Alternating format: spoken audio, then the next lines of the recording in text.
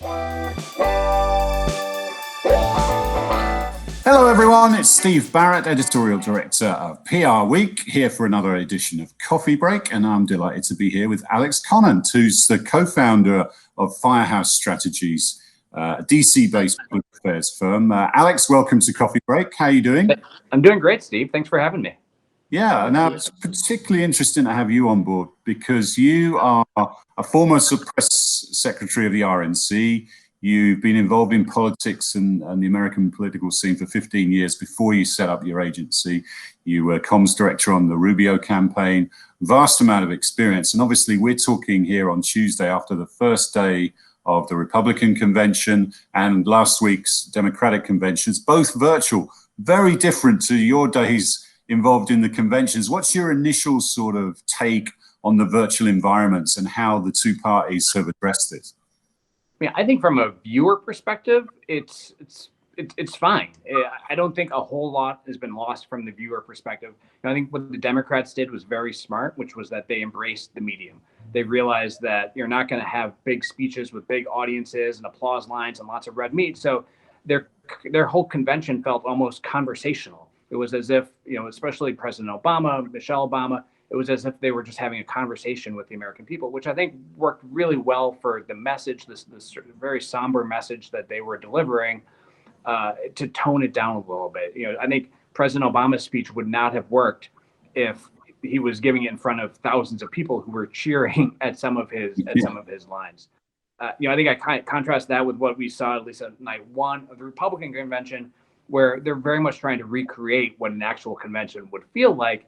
And I felt like some of those speeches fell flat because there were big applause lines, but then obviously no audience to applaud. So it'll be interesting as the week goes on. I know they're going to try to add a live audience element to that if that makes some of those speeches a bit more effective. But so far, I think from a viewer perspective, not a whole lot is lost.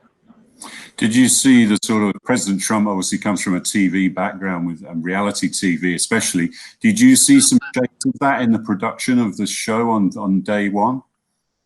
I saw a little bit of it, which is that he very much wants it to be live. I mean, he comes from a reality TV background, not just a TV background. And so he wanted the entire experience to feel as real as possible. And so even though some of the speeches on the first night were taped, they didn't necessarily feel taped. It felt like everything was happening at once, which I think there's value to that in terms of it being an authentic production. I mean, I think at some points, if I were to criticize the Democratic convention, it was that at points it felt a little too produced. And what, in my experience, working in politics as recently as the 2016 presidential campaign, what voters want more than anything is authenticity. They want the real thing. And I think it's why a lot of paid advertising, especially in the political arena, is not effective because people feel like it's not real, it's not authentic. And I feel like at times the Democratic convention was bumping up against appearing to be a little too prepackaged. We're not going to see that at the Republican convention. I think everything at the Republican convention is going to err on the side of being authentic and real. Yeah, some of the more effective presentations, Tim Scott, Nikki Haley, did have a slight sort of live feel to it, didn't it? And they seemed to come over better than some of the other presentations. Yeah, I agree. And I know both Nikki Haley and Tim Scott very well, worked with them. They were early endorsers of Marco Rubio when I worked for him in 2016. So I wasn't surprised that they did very well last night. They're both gifted communicators and hopefully have a bright spot in the future of American politics. Yeah, and the one that you were talking about, which was begging for the sort of crowd cheering, I guess, was Kimberly Guilfoyle, who's a little bit shouty, maybe. I don't know if she'd had some Red Bull before she went on. That was like, yeah, applause here, and then there was complete silence. So what did you make of that one? I wondered if the teleprompters was in all caps. Yeah, absolutely. The way delivering it. Yeah. Now, one part, obviously, the convention is not just about the sort of presentation on TV in the public. You'll know that there's a lot of deal making in the background. There's a lot of networking. There's a lot of lobbying going on. There are a lot of parties. There's a lot of socializing and fun. What about that part of it? Is that really detrimental, not having that? And as a communicator yourself, is that a really a missed opportunity for you, not being able to sort of hang around in that ecosphere? It is. I mean, one of the things about politics, and I know we'll talk about my firm in a moment, but this is a lesson that we brought to our firm because it's a lesson we took from politics, is that so much of it counts on, yes, there's the indirect messaging, which is the stuff you see on TV. But a lot of it is the direct human-to-human, peer-to-peer connections that really move people. And so when you're looking at something like a political party and who might be our Republican nominee in 2024, the Democratic nominee after Biden, a lot of that is going to be determined by the person-to-person meetings that happen at places like the convention.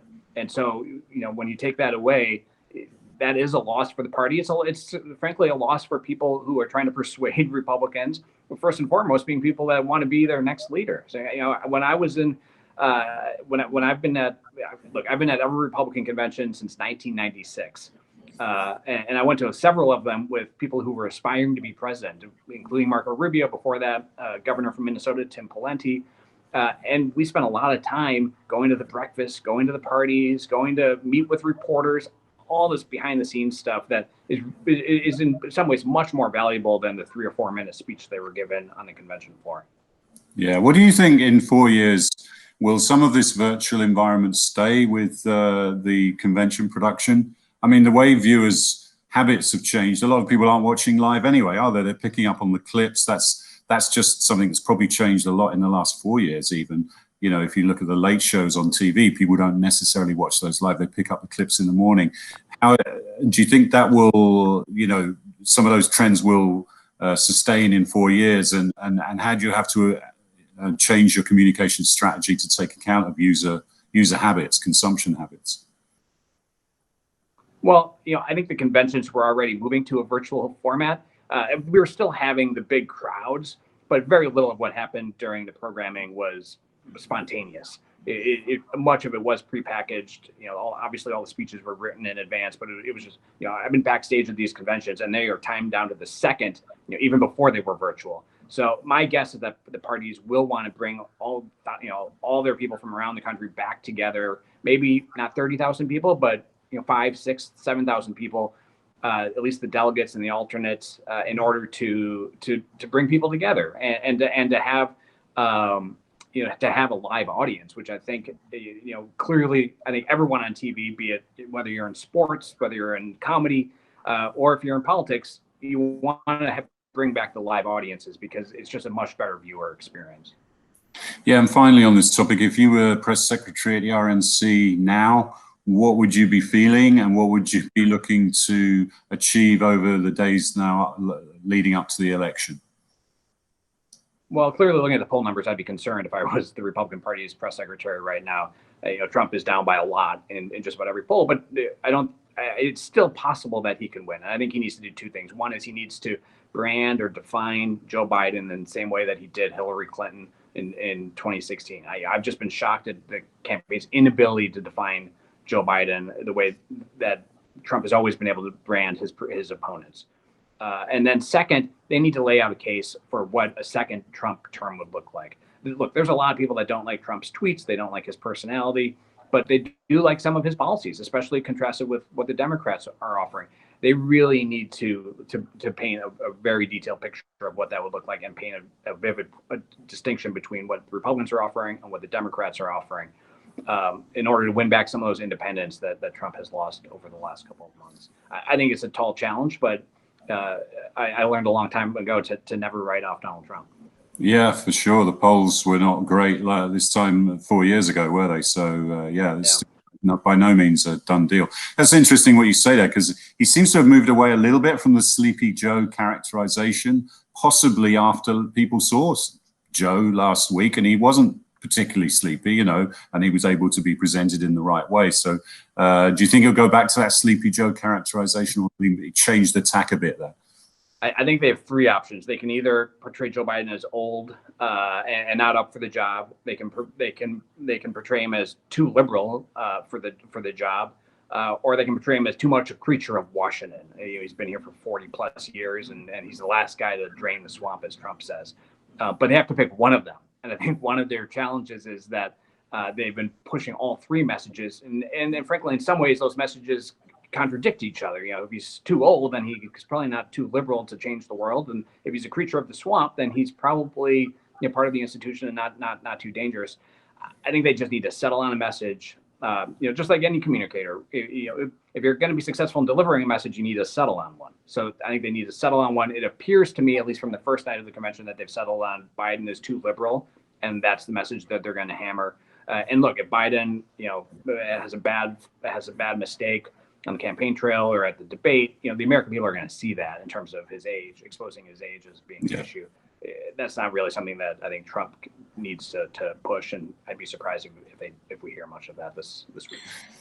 All right, so after 2016, you started up Firehouse Strategies with your partner, Terry Sullivan. Tell us why you decided to do that and move away from the sort of strict political realm, and tell us a bit about Firehouse. Well, we got beat by Donald Trump. In a nutshell, when you get beat by Donald Trump, look, Terry has been running campaigns around the country for 20 plus years. I've been a political communicator for 15 plus years, as you mentioned, in the Bush White House, a bunch of presidential campaigns, the RNC. So I think we were both looking to do something different, frankly, to take the lessons that we learned from politics and to do something different with them. And what we've done is apply them to work for corporations, trade associations, nonprofits, some high profile individuals. And it's been a really rewarding 4+ years now. We've grown very quickly, recognized by you all as one of the faster growing firms in the country. And we've got a great bipartisan team and a client list that we're really proud of. And really all we do is apply lessons that we learn from politics to public affairs and public relations campaigns here in Washington and in all 50 states.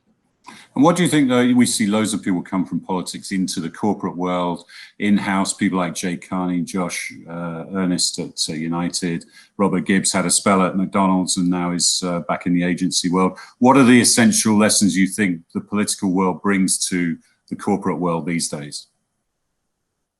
Well, two things, or a couple of things.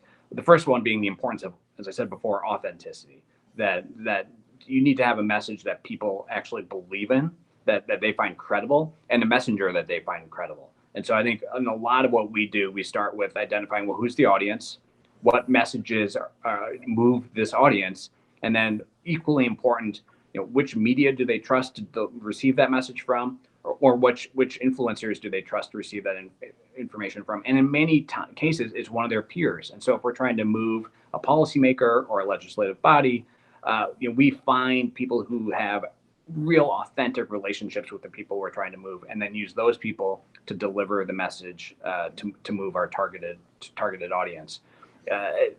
We don't put a big premium on paid platforms, paid digital, paid TV, mostly because in our experience, it's not all that cost effective. And all of our clients, especially now with the pandemic, are looking for ways to save money. And so, the work we do is very labor intensive. But it ends up usually being a little bit cheaper or at least more efficient than a big paid advertising campaign, which I think is part of why we've had success and grown. Yeah, I actually noticed that President Trump had a piece of paid content where he was interviewed by Dave Portnoy from Barstool's media company.